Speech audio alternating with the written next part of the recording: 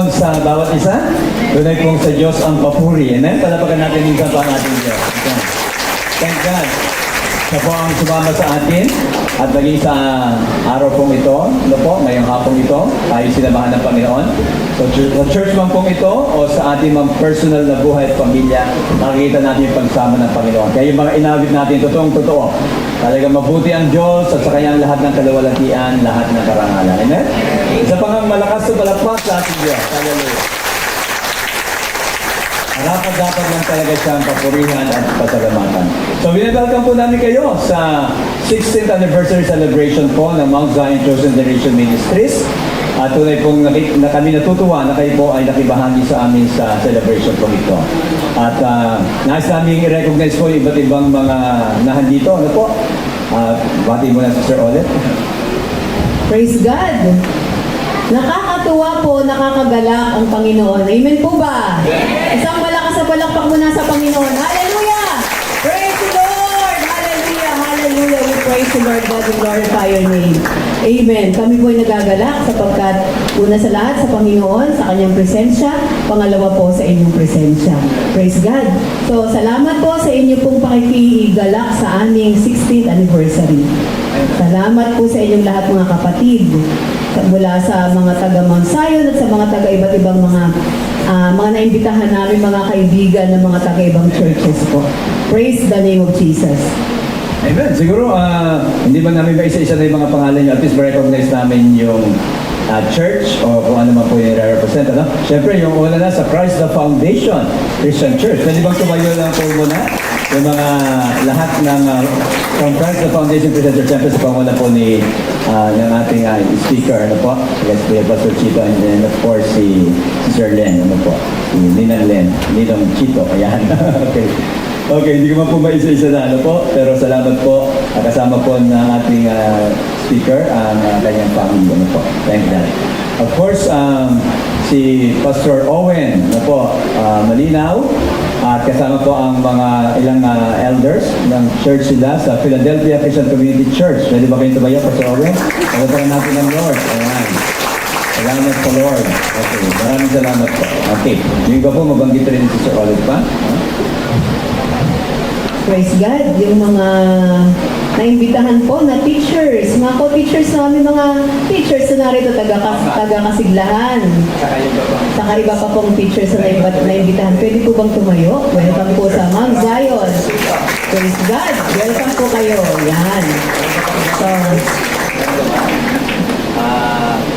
mga educators, no? at meron pong taga-Kahay. Okay, nasa Welcome po yung mga taga-Kahay. Pwede ba kami tumayo? Ayan, praise God. Welcome po, ma'am. Ang Kahay ay Ito po okay. yung... Concerned Amityville Homeowners Association Incorporated. Po, sila po ang officers dito po sa Amityville Subdivision Phase 2. Ang Mount Zion Chosen Generation Ministries ay under Phase 2. Ano po? Dito nga po tayo located sa Bagobos Street. Ayan. Siyempre po, nandiyan po yung mga taga-PCBS. Yung mga nag-display. Welcome po ang mga taga-PCBS. Mamaya po, pwede tayong tumingin doon sa mga naka-display at bumili. Praise God. Philippine Christian Bookstore Cubao, EDSA. Ano? Ayan. Kaya kung kayo ay nangailangan ng Bibles, books o ano pa man na kailangan nyo, makakatulong sa inyong spiritual life, nandyan po yung kanilang display. Praise God. Narito rin po si Engineer Francisco Abuda ng kanyang may bahay. Sister Dina. Ayan, praise God. Kanilang anak. Praise God. Salamat po sa pagdalo. Yan. Baka may na-miss pa ako, no? May na-miss kami na i-recognize, no? Meron ba kami na-miss na dapat i-recognize pa? No? Kung hindi man po mabanggitan yung mga pangalan, alam ng Panginoon. Salamat po yung mga kamag-anak namin, mga kaibigan nating lahat. Opo. Welcome po sa Mount Zion. Amen. Palapakan po natin ang ating Panginoon. No? That's right. Praise God. Ngayon po, nais namin ipakilala ang ating guest speaker. Actually, nung binausap ko po siya, gusto niya simple introduction lang sa kanya. Hingisan ako ng babasahin no? Pero simple introduction lang daw, no? So, gusto niyang ipakilala siya as a servant of God. So, parang ganun lang kasimple. Ano po? Okay?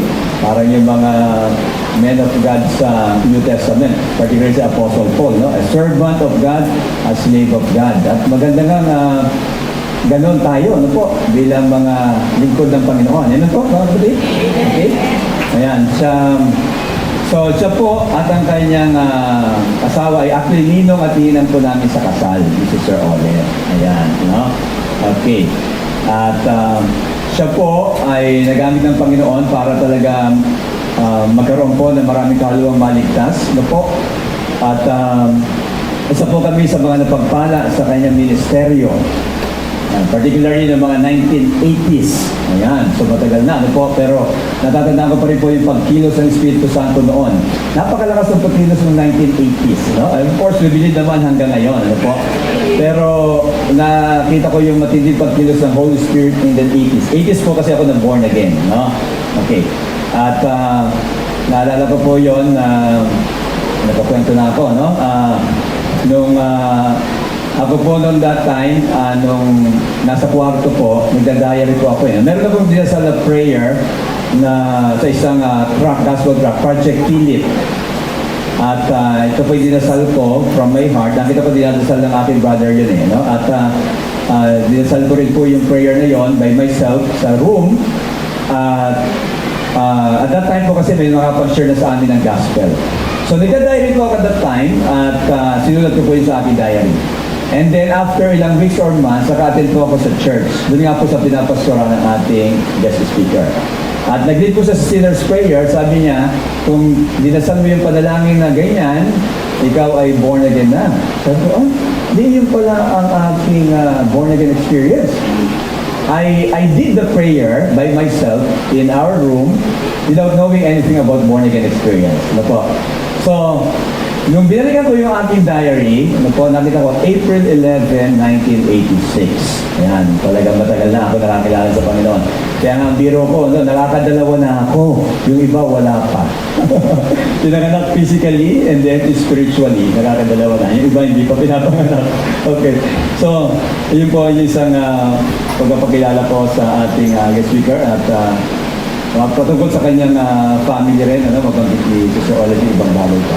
Yan po, karagdagan lang po sa aking guest speaker. Siya po yung spiritual father namin na maramihan nandito. Ayan. Praise God! Palakpakan natin ang Panginoon sa kanyang buhay. Kaya sa karamihan ng nakikita niyong elders at iba pang nandun sa baba. Praise God. So nandito po ang kanyang may bahay, si Ninang Marilyn A. Cora. Palakpakan po natin ang Panginoon sa kanyang buhay. At ang kanya pong pangalan anak, si Dr. Mary Louie Asina. Ang aming principal sa aming school, si FCA. At ang kanyang may bahay, ang kanyang asawa po, husband niya, David husband, si Sir Deo Marco Asina. At ang siyempre, ang regalo ng Panginoon sa kanilang dalawa, ang ako ni Pastor at si Sister Len, si Hashana Luis Day Asinas at si Mary Louie Day Asinas. Palakpakan natin ang Panginoon sa buhay ng mga bata nito. Si Zoe, saka si Asha. Okay. Wala si John. Nandiyan na si John. Okay. Okay. So si John. So dalawa lang po anak nila Pastor si Len. No? Parang kami dalawa lang din anak. Okay. So, yung iba, malalaman niyo pa pagka siya po ay nag-share po loobin ng Lord, baka na-share niyo yung iba pang karanasan sa Panginoon. Ano po? Pero, yun nga po, isa hindi ko makakalimutan, napakalakas ng pagkilos po noon ng 80s. Ano po? And we pray na lalo pong kumilos ang Panginoon sa ating panahon ngayon, particularly sa ating gawain po ngayon. Ano po mga kapatid? Palapakan po natin ang ating Diyos. Hallelujah. So, okay, tinatawagan ko na po si Pastor Luisito, Pastor Chito Cora. Okay.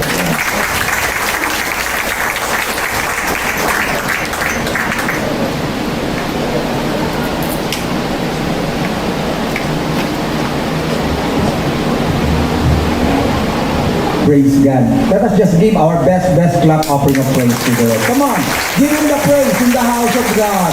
Come on, isang malakas na palakpak sa Diyos na napakabuti. Praise God, malakas na palakpak. Amen. Praise God. To God be the glory. Magandang hapon po sa inyong lahat. I'm so excited to share to you the Word of God. But before that, praise God, I requested yung aming pong dalawang apo na umawit. No? Actually po kasi yan, yung pandemic, no? Praise God, tayo po ay online.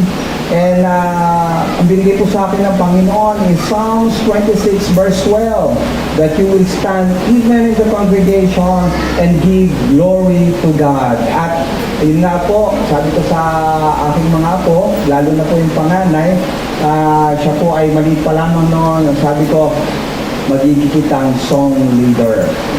Praise God. And thank God, nag-develop naman po siya at nagkaroon po siya ng mga, nai-enroll po namin siya sa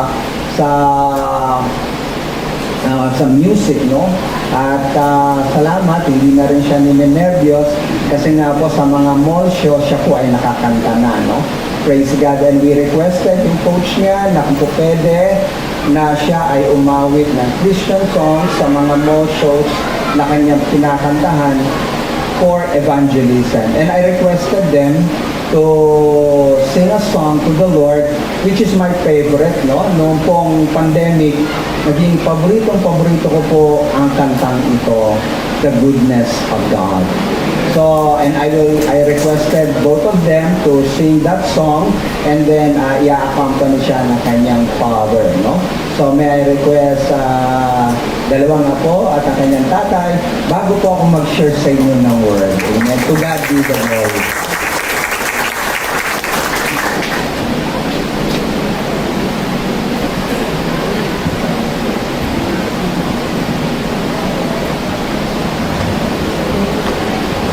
Hello.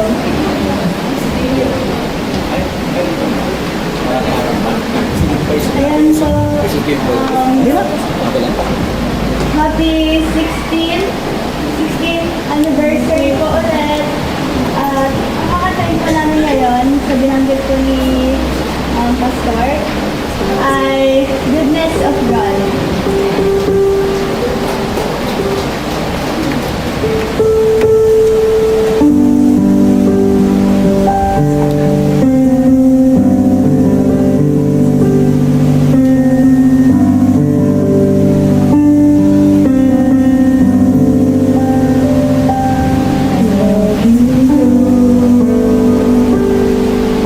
Your word is manifest.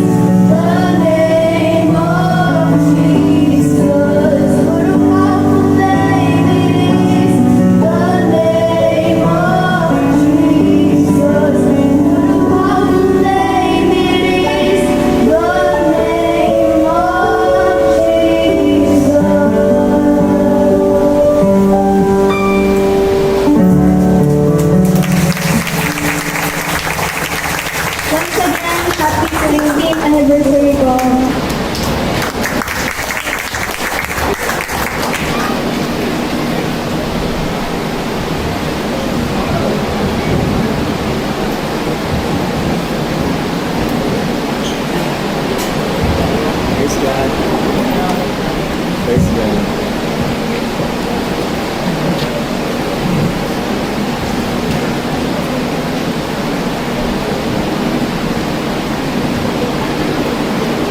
Praise God, praise God. Minsan pa po natin bigyan ng isang napakalakas at masaganang palakpak ang Diyos na napakabuti. Praise God. Hallelujah. Amen. Thank you.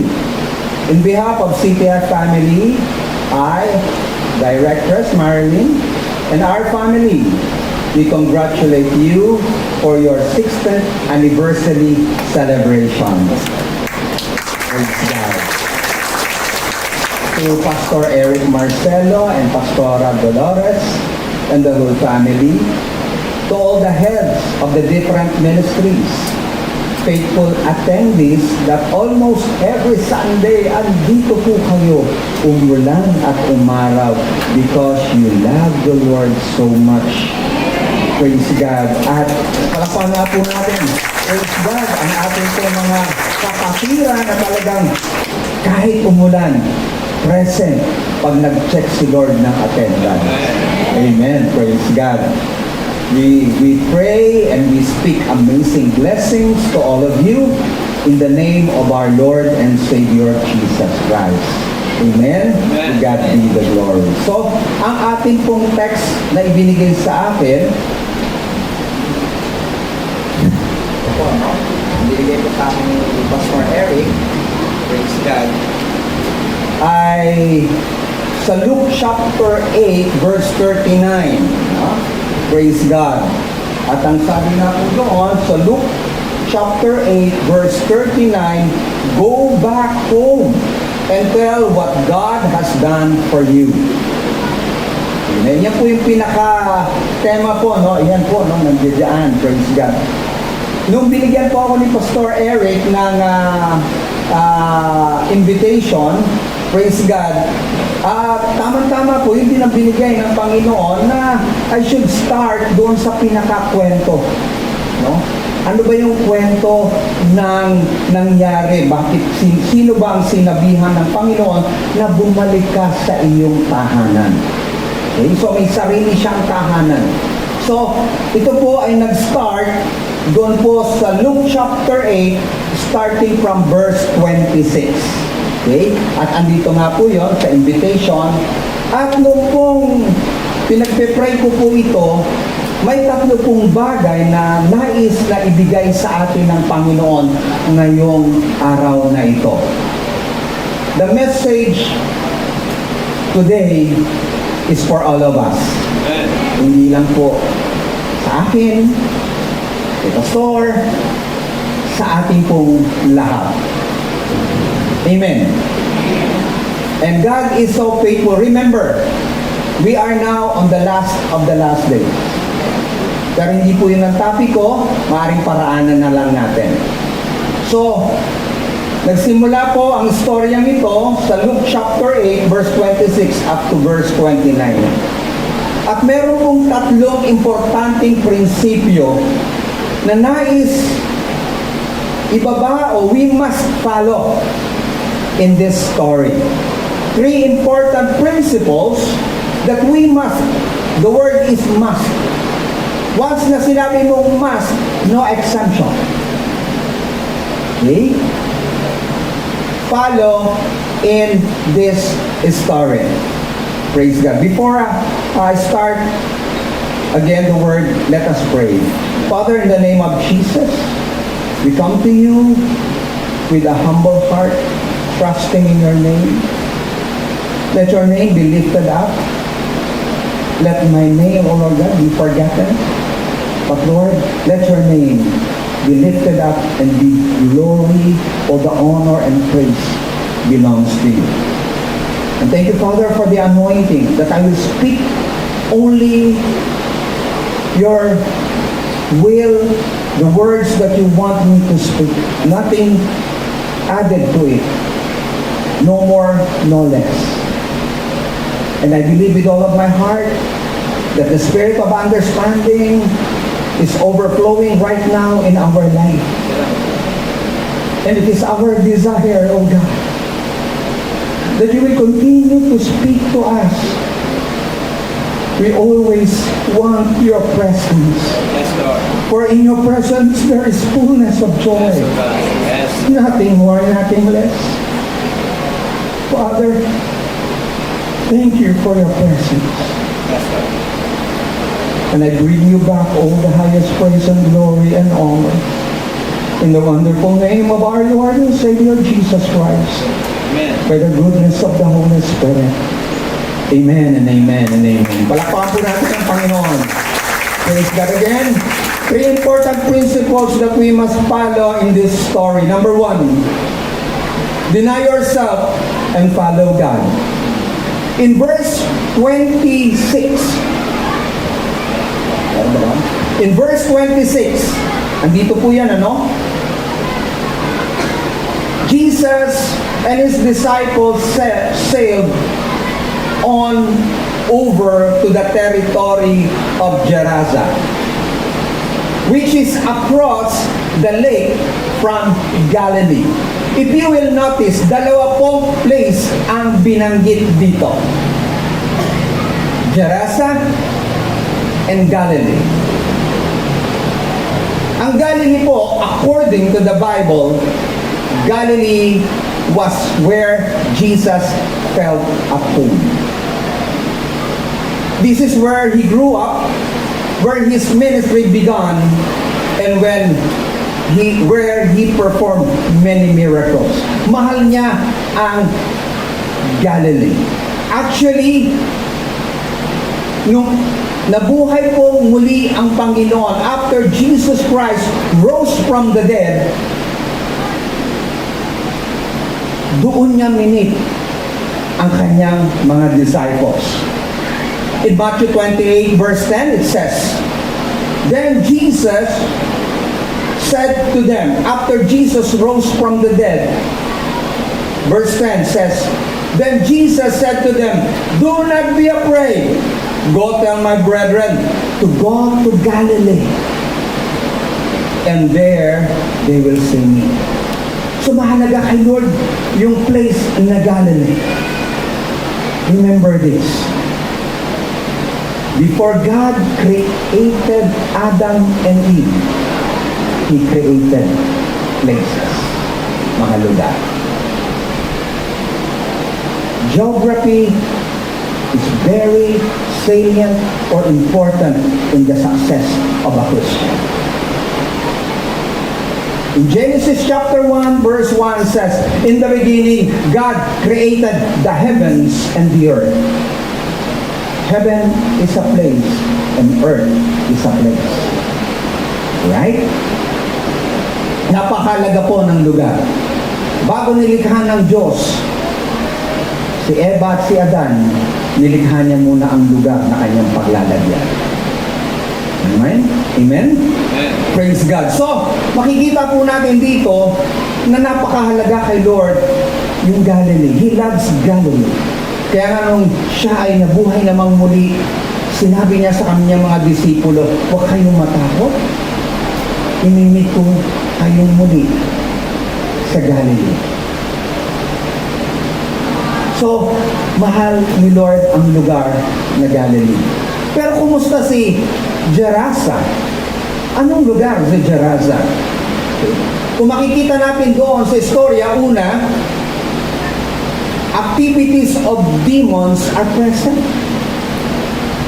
Legions actually, sa ibang translation dito, mom, legions. Ang ibig ko sabihin ng legions, it is about 4,200 to 5,500 soldiers. Sabi nga ni Jesus, I can ask my Father for 12 legions. Tanda po natin, isang angel lang. Kaya niyang i-wipe out in one night, 185 Syrian army. Right? Praise God. Pangalawa, itong Gerasa, marami po dito andito po yung mga disobedience to the commandments of God. Bakit? Punta kayo, sabi ng Leviticus chapter 11 verse 7, huwag kayong kakain ng baboy. Tingnan mo yung katabi mo. Praise God. No? They are unclean animal. Salamat na lang may Book of Acts. Di ba? Pinakita kay Pedro kung ano ang nilinis ng Panginoon, malinis na siya. Tama? Purihin natin ang Diyos. Amen. Palakpakan natin ang Diyos. Glory to God. Pero makikita natin, meron nung isang doon na ang daming baboy na inalagahan, which is prohibited. And yet, gusto nila eh. Gusto niya eh. Third, they are motivated by fear and does not want the presence of God. In verse 37, takot sila. Ang sabi nga po doon, all, no? Praise God. Yung verse 37, babasahin ko po sa inyo, then all the people from that territory asked Jesus to go away because they were terribly afraid. All, sabi doon, lahat ng tao na naroroon, pinakiusapan si Lord, Lord, umalis ka dito.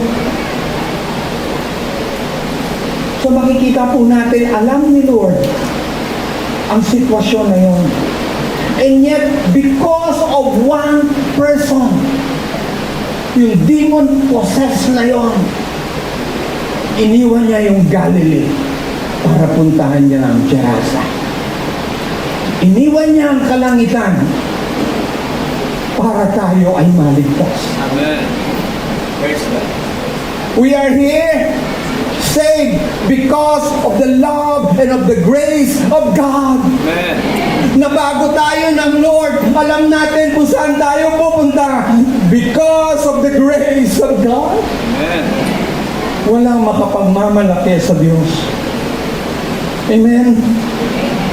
But Jesus went to that place denying himself because of one lost sheep. Pinuntahan niya po yun. Do you remember the parable of the 100 sheep? Yung 100 tupa. Alam niyo po, bago ako nga born again, my sister gave me a Bible. I'm really searching for something. Maganda na po ang sweldo ko, pero may kulang. May hinahanap. Gusto ko rin, pagka magkakasama kami, praise God, ay mga engineers po sa opisina, ay pupuntahan po kaming lugar, ang tawag namin, magha-happy-happy kami. Kasi hindi kami happy. But we found out contentment to be complete. Wala kang matatagpuan, walang magbibigay sa'yo na kumpleto ka except si Jesus. Colossians chapter 2 verse 10, you are complete in Christ Jesus. Nothing more, nothing less. Amen? When my sister gave me that Bible, I opened it. And praise God, there is no coincidence to God. Nabuksan ko po doon sa parable of the lost sheep. I still remember, it is still vivid in my mind. I was looking up in the sky, doon po sa window ng aking room. And I cried. Sabi ko, Lord, ako yung nawawala ng lupa. Ayoko itong buhay na to, pero dito ako eh. I don't want this life. But I have everything. At the age of 24, o 23, going to 24, ako po ay dinevelop na as assistant production manager of our company, of the company with which I'm working with. It is an international company. To God be the glory, I am an engineer by profession. I gave up my profession because of the love of God. Hindi ko kayang ibigay yung profession ko kung hindi ko po na-experience si Lord. Hindi po ako tatayo dito at makikipagbulahan kung hindi po natin na-experience. You are here because God has a purpose in your life. But there are times you need to deny. Jesus denied himself. He went to Gerasa just for the last person who is a demon possessed. Praise God. Sabi ko, Lord, ako yung nawawalan tupa, hanapin mo ako. And praise God. November 12, 1980. I got born again. For almost 43 or 44 years as Kamed Gun. Noon ho, nahihiya po ako doon sa mga classmate ko na sabihin nagpastor ako. But you know, sabi ko sa Lord, Lord, kung pababalikin mo uli ako at papipiliin mo ako at I have the choice, I will choose na magpastor mo. There is no regret in serving the Lord. Amen. Yes, there will be denial. Okay? Praise God. Do you remember Luke chapter 9 verse 23? Praise God. Ano po yun? Ano sabi ni Lord? Then He said to them all, if anyone desires to come after me, let him deny himself, take up his cross daily, okay? And follow me. Kaya lang, madali pong sumunod. Madali pong sumunod pag gusto natin. Pero pag hindi na natin gusto, mahirap na yan. Ibang usapan na yan. Right? Pero alam niyo po ba, napakaganda po ng denying yourself. Ang laki pong benepisyo pag dinideny natin ang ating sarili. Majority of us, we are ruled by our emotion. And thank God for the Word of God, that God is not a God of emotion, He is a God of faith. What is love? What is Christianity? Ano ang pag-ibig? Love is a many splendor things. Hello, hindi biblical yan. Alright. Yung sumunod ba? Love is blind. Huh? Ay, magkaba ang pag-ibig? Oh. Where? Asa naman nila? But I found out, according to the Bible, what is love? Oh, love, according to 1 Corinthians chapter 13, that is the description of love. But what is love? Love is a decision. Decision ang pag-ibig. A quality decision.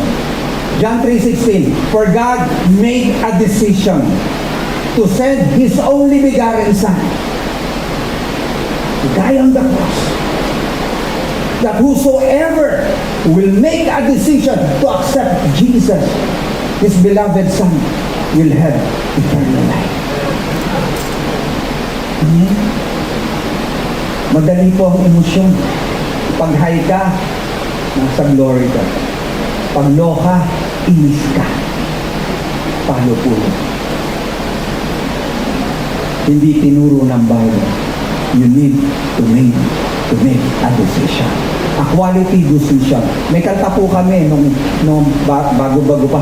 I have decided to follow Jesus.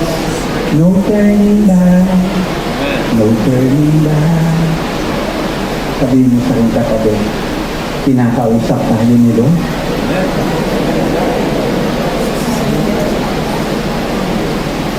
Madaling sumunod. Masarap sumunod. Pag gusto natin. Pero pag ayoko na, I will resist.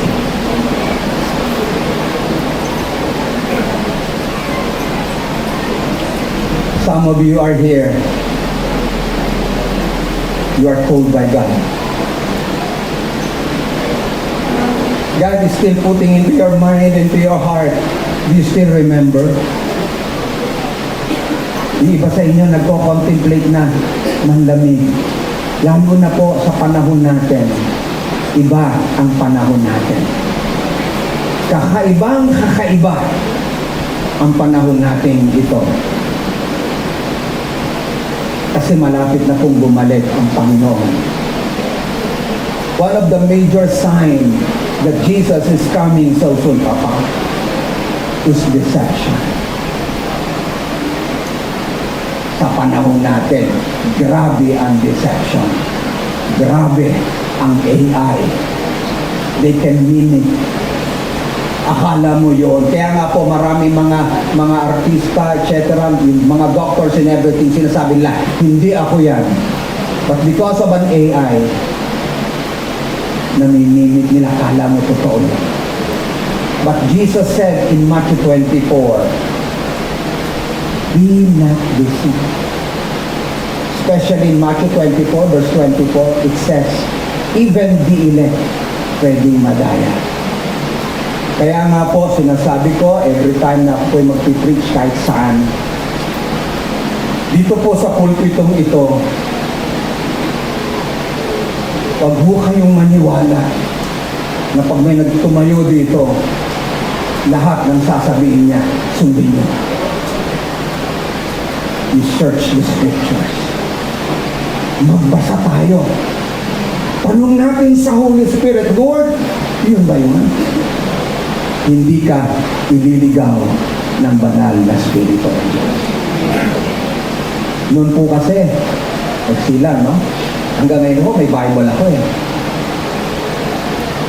Meron lahat, pero I have my Bible. You know why? Dito ko po nasusulat ang gustong pasulat sa akin ng Panginoon. Salamat sa Diyos. Napakabuti ng Diyos. When you deny yourself and follow what God wants in your life,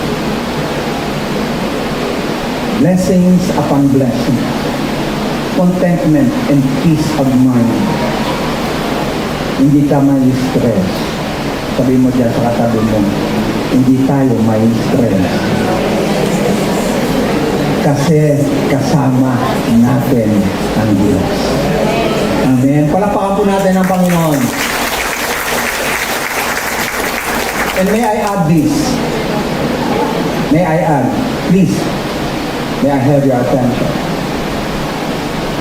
God will not ask something which you do not have. Hindi hihingi ang Diyos sa iyo nang wala ka. Hindi mangmangan Diyos. Amen. When God said, have faith in God, meron kang faith. When God said, forgive, meron kang forgiveness. Tingnan mo yung katabi mo. Sabihin mo, bating tayo.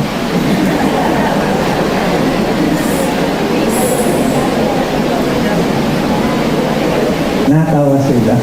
Hello. Remember that God will not ask you something which you do not have. Hindi mang mangangatin Diyos. Nakalino siya.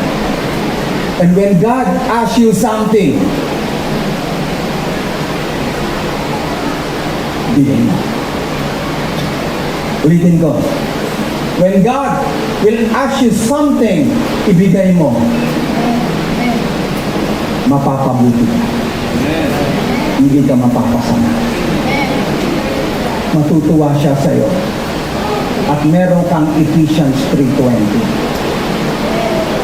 To him who is able to give above you ask or think, God will give you more because He is a good God. Do you remember Genesis 22? When God asked Abraham to give Isaac. Sabi doon, whom you love? Hindi kailangan ni Abraham ang yaman at that point in time. Answered prayer na siya kay Isaac. For 25 years he waited to have an Isaac. Pero nung nandoon na si Isaac, God said, Abraham, offer. Give. I want you to offer your beloved son as an offering. At alam mo, araw naglakbay si Abraham. Tulad din niya, tayo, maraming nilalaro sa isip. Ang Diablo ay nagtatrabaho. Tandaan niyo po ito. Teka, nakausap po ang Diyos dito. Remember this.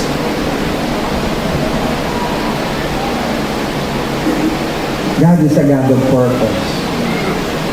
You are here for a purpose.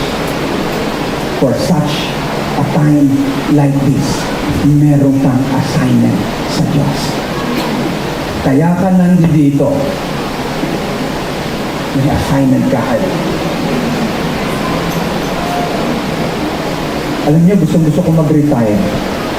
Sabi ko, Lord, magsi-70 na nga. Sabi ko, Lord, pwede na ba ako mag-retire? Marami naman mo. Kailan na. Pero sabi ng Lord, walang nagre-retire sa kingdom of God. Sabi mo dyan sa katabi, walang nagre-retire. Tuloy hanggang wakas. Amen.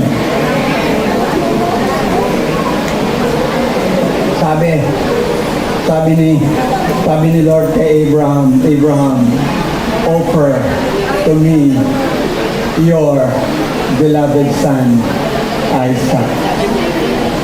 3 araw naglakbay si Abraham. Kinakabahan din. Naglalaro din sa kanyang isip ang mga bagay. Pero alam niyo po ba kung bakit malakas ang loob ni Abraham? Kasi tuwing naalala niya at naririnig niya ang Abraham na pinalitan ng Diyos ng pangalan, the father of multitudes. Hindi bawi ang Diyos. Pag nangako ang Diyos, tutuparin niya. He will perform miracles upon miracles just to you have that promise that God gave it to you. But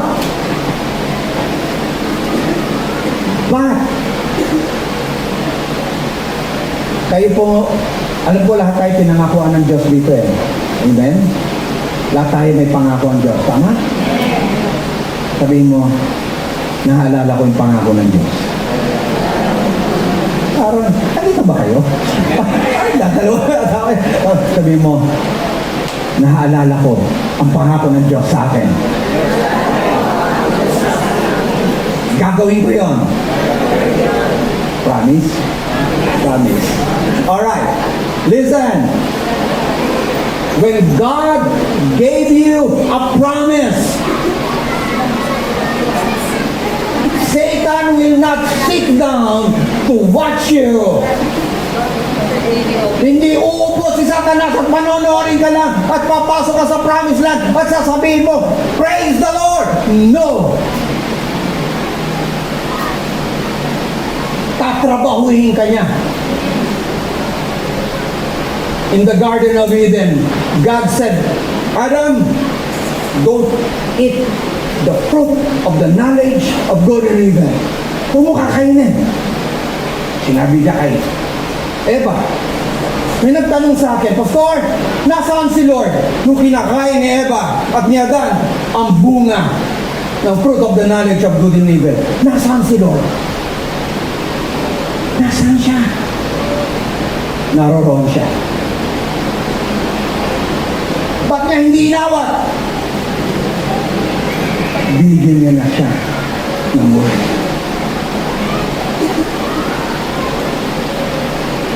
Giants will not appear in your life unless you enter the promised land.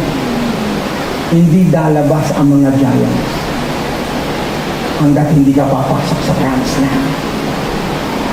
Nung pumasok ang 12 spy, for 40 days, mag-i-spy sila, doon nila nakita yung giants. Pero huwag kang matakot. Sabihin mo dyan sa katabi mo, huwag kang matakot. Sabihin mo dyan sa sarili mo, huwag kang matakot. kakampi mo ang Diyos. Hindi ka niya pababayaan. Ano sabi ni Abraham? And remember this, your confession will bring you to your destiny. Proverbs 18:21 says, death and life is in the power of the tongue, and those who love it will eat its fruit. Kakainin mo kung ano ang iyong sinasabi. Proverbs 18:21. Okay? Nung sinabi ni Abraham doon sa kanyang dalawang alalay, we will come back to you. Sinabi niya kay Isaac, Father, where is the offering? Andito yung fire and everything. Ano sabi ni Abraham? Ikaw ang iyo offering ko. Yung iba sabi, hindi maganda pakinggan, huwag na lang. Diba? Pero may mga confession na gano'n. Pero ano sabi ni Abraham? Ano sabi ni Abraham? Sabi mo dyan sa katabi mo. Ano sinabi ni Abraham? God will provide. God will provide. And what happened?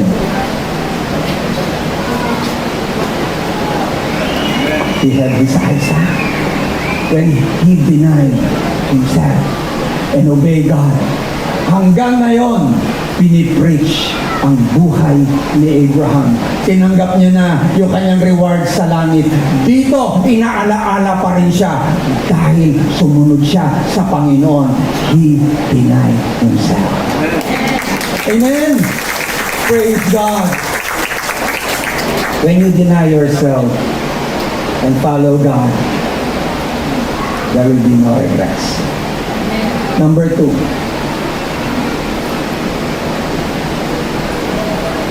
God will respect your decision. God will respect your decision. He will never insist. He insists His will in your life. Ganun kabuti ang Diyos. In verse 37, listen.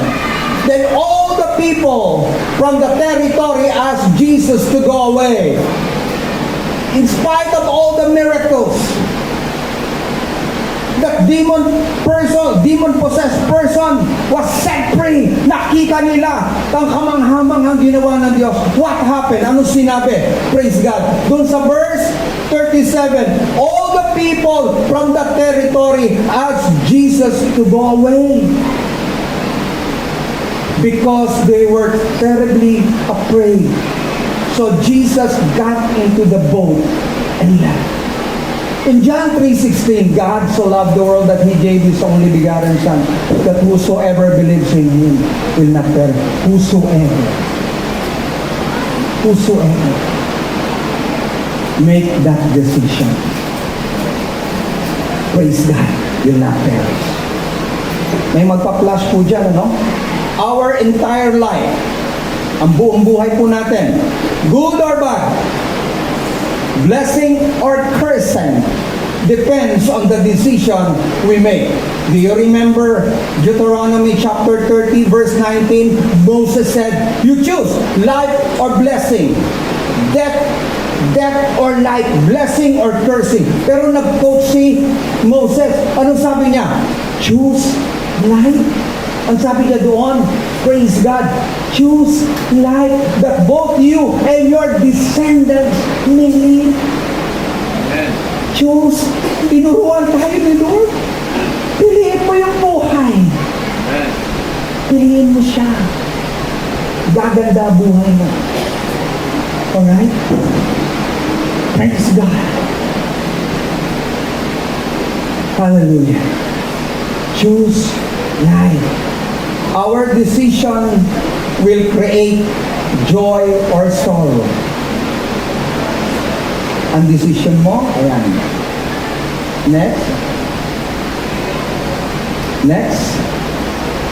Our decision will create joy or sorrow. Ang ating desisyon, lilikhayan ng kagalakan o kalungkutan. Alam niyo po, yung Habakuk, ang ganda ng sinasabi doon. Habakuk chapter 3, 17 to 18. Sabi ko, kahit na hindi mamunga at wala nang hayop sa parang, ano sabi po doon sa verse 18? Yet I will rejoice in the Lord. Kahit tayo po, ang joy natin, minsan sa sitwasyon, pag maraming laman ng bulsa, I praise God, glory to God. Pag walang laman ang bulsa, tapos kumapatok ang Meralco, kakatok pa ang Nawasa, ang sabi mo, Lord, ano ba to? Bakit ganito? Hello? Andiyan po ba tayo? Pero po si Prophet Habakkuk, sabi niya kahit anong mangyari, my decision, verse 18, yet I will rejoice. Amen. Kahit umulan, aatin ako. Amen. Kahit ano pa mangyari, Lord, check ka na attendance, nandito ako. Because I made the decision. You made the decision to love me. I made the decision to respond to your love.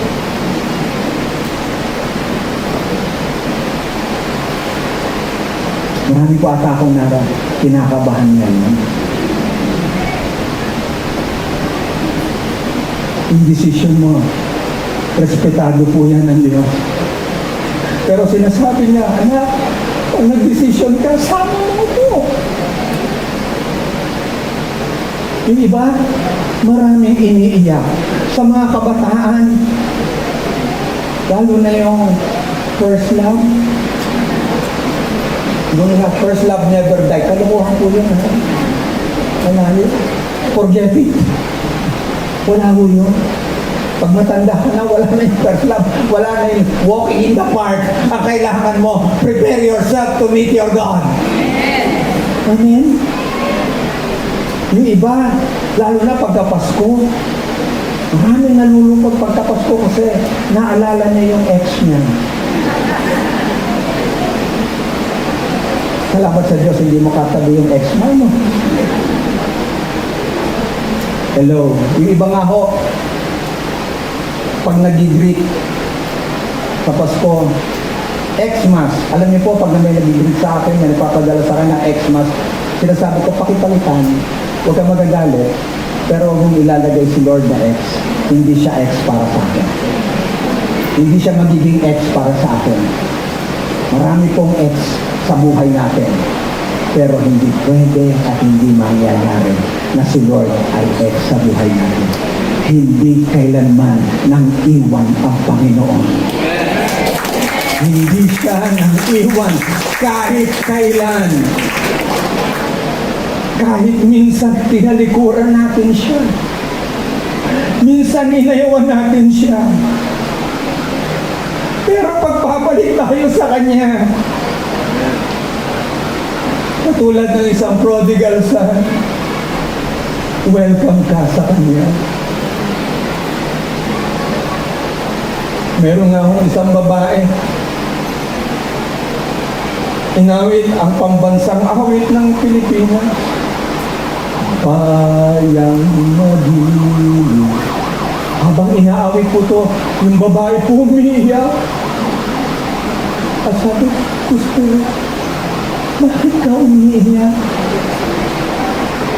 Ayan ba yung feeling patriotic? Bakit ka umiiyak? Kasi iyak siya nang iyak. Ay kaya manghilot, umiiyak. Alam niyo po kung bakit? Sabi niya, alam niyo po ba kung bakit ako umiiyak? Kasi po yun po ang theme song namin ng ex ko. Sa dami ng love song, ano? Yun pa, ex niya. Kaya iyak siya nang iyak. Hello? Meron po akong good news sa'yo. Philippians 3:13. Ano yun? One thing I do, forgetting the past. I think it is in Isaiah 43 verse 18. Do not remember the former things or the things of old, for God is doing a new thing.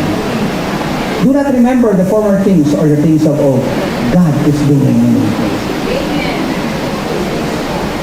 Kung iniwan ka ng ex mo, si Lord, hindi kanya iiwan. Decision niya yun. Palakpakan po natin ang Panginoon. Praise God. Hallelujah. Laughter or tears, pain or pleasure, good success or failure, it is your decision. Do not allow anybody to rush you into any decision. Ask God for His guidance before making any action. Be patient.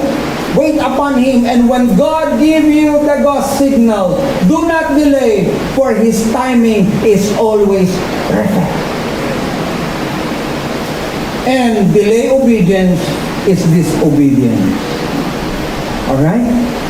Your decision in obeying God will bring you to your given destiny. Dadalahin ka ng iyong desisyon, lalo na kung ito'y pagsunod sa Panginoon sa iyong destiny.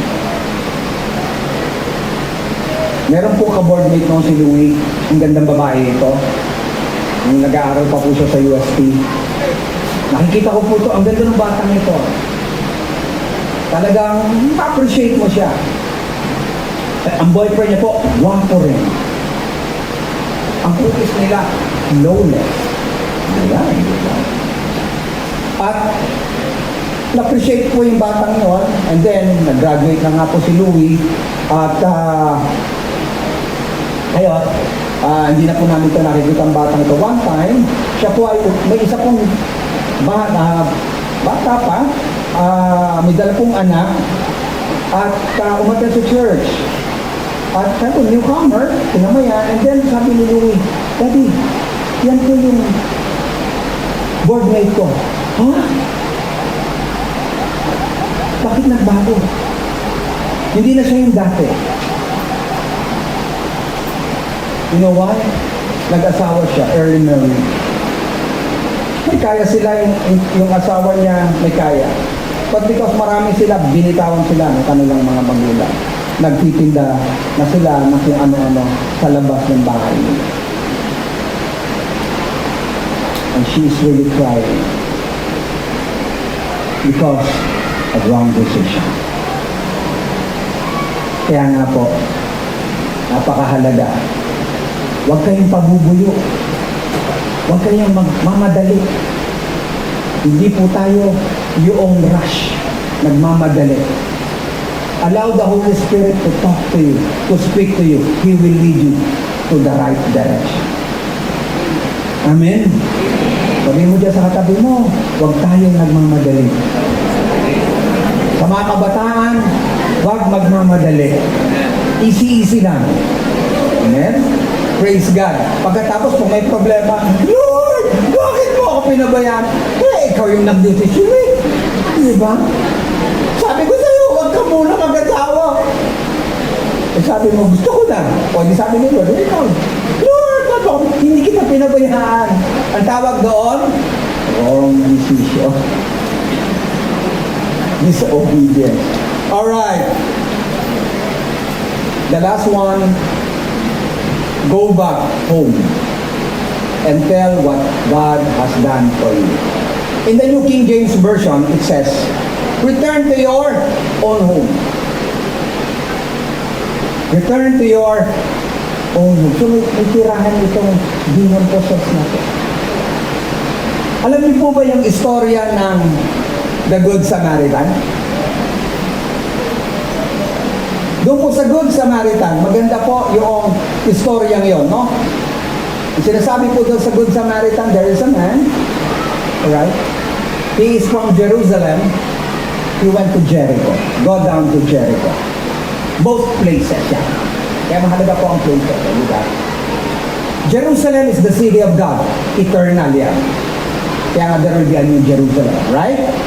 Jericho is a cursed city. Sinumpa yan. Ang ginawa nitong nasa Jerusalem, hindi na kontento. Kasi wala doong, siguro, iba. So, ang ginawa niya, nag-explore. Pumunta sa Jericho. Amazing nga po ngayon, ano? Ako po nagulat one time. In 2 hours, yung pong isang concert. Naubos yung ticket. Praise God.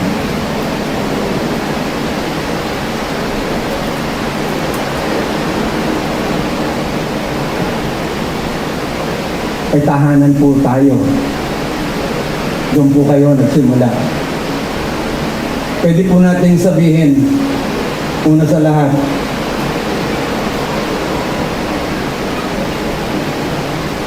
go back to your first love. Yung una pong church na kinausap ng Panginoon in the book of Revelation, Revelation chapter 2 verse 4, God said, Jesus said, nevertheless, I have this against you, that you have left, iniwan ninyo ang inyong first love.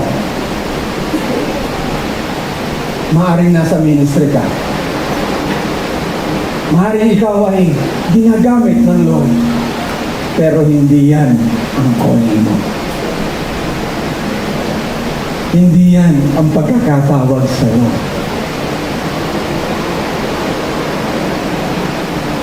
Tinawag ka niya at sinasabi niya sa iyo, lalo na sa panahong ito, go back to your first love. Go back to your calling. Tinawag ka ng Panginoon. Hindi po tayo ang mamimili ng ministry natin. In Psalms 47 verse 5, God will choose my inheritance. It is God who will choose my inheritance. May mga bagay-bagay na papagawa sa atin ng Panginoon, pero ayaw natin yun. Pero yun ang calling sa atin ng Lord. Minsan nakakakaba. Minsan pagtitignan mo, Lord, wag ito. Pero sasamahan tayo ngayon. Sabi niya, because God done great things into your life, go back. Gusto nga nito, Lord, sama ako sa'yo. Lord, sama ako sa'yo. Sabi ni Lord, hindi ka sasama. Hindi ibig sabihin, tinaboy siya. Kasi ang ministry niya is to proclaim. Go back to your own hand. At iniiwan ko po sa inyo ang word na yan. Go back to your first love. Go back to the calling of God in your life. May plano ang Diyos sa buhay niyo. We are now on the last of the last days. By 2028, cashless na po ang mundo.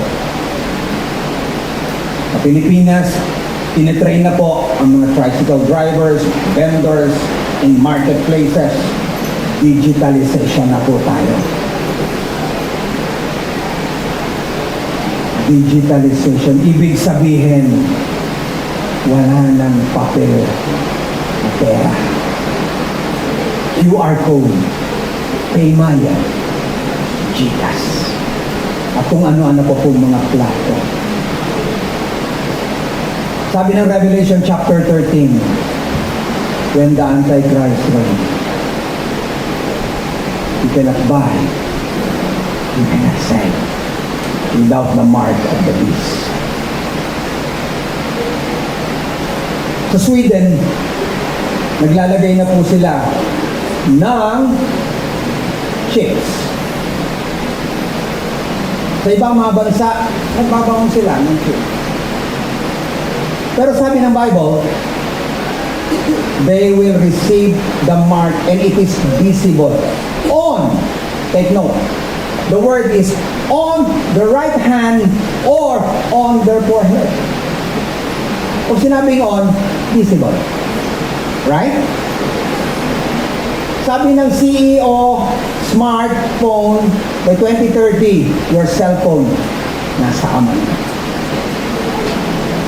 You check it in the internet.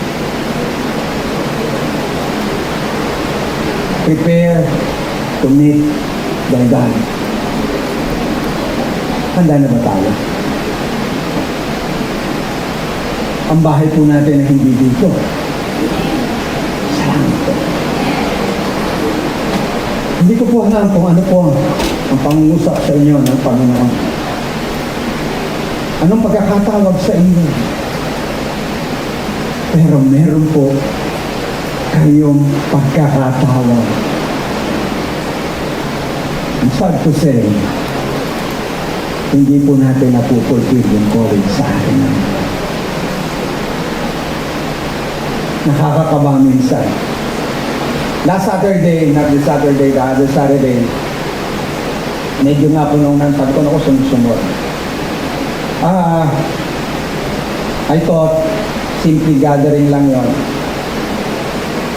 Kasi po, the Lord spoke to us, City of San Mateo, magtatayo po ng building. Punta ko na ho kami sa ganito, Lord, okay lang. Sabi ng Lord, build a sanctuary for me. So, nung kinakausap ko po, yung engineer, so, groundbreaking ceremony. So, nung tinanong ko na po, praise God, talagang, pag wala kang Diyos, huwag na lang natin ituloy. Ang bakal po, pero mas malaki po sa, sabi ko, doon sa engineer, Dan, ilan bang bakal sa isang poste? Ano bang ginamit mo doon? Sabi niya, ito, 20 mm. Pero, labing apat. Ang mahal na po ng bakal ngayon, engineer, di ba? No? Engineer, nandito eh. Praise God. Tapos, wala kasing poste sa gitna, yung mga biga, gagamitin ng 28 mm. Yung building permit, 100,000 na. Parang, Lord, okay na po. Total masabit ka rin dumating. Huwag na natin ito itayo. But God said, occupy till I come.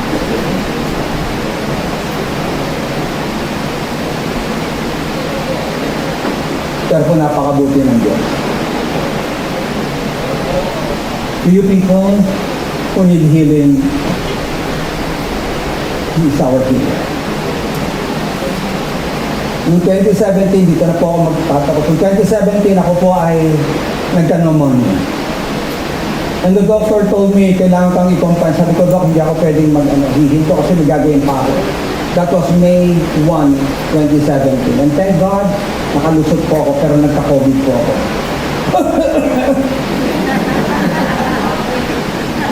Joke lang po.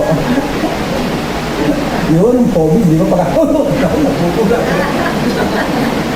Pero po ako nagka-COVID.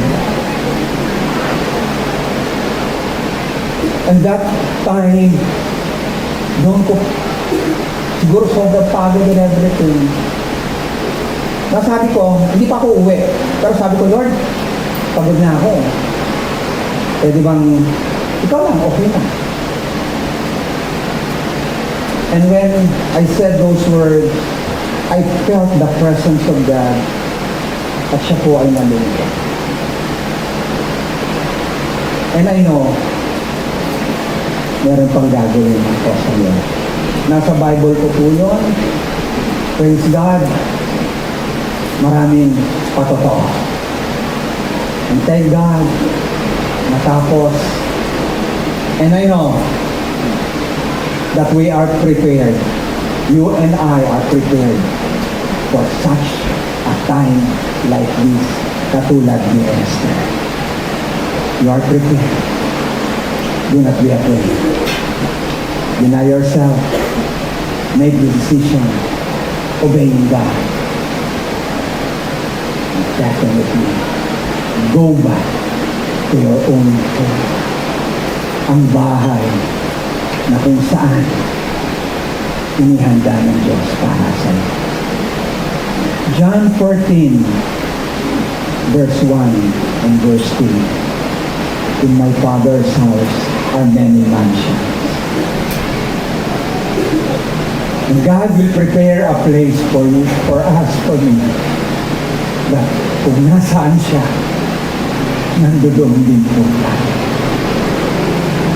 Sa langit po, ang lahat ng nandoon, mahal si Jesus. Hindi pwedeng hindi. Mahal na mahal po tayo ng Diyos. Tinawag po kayo ng Panginoon.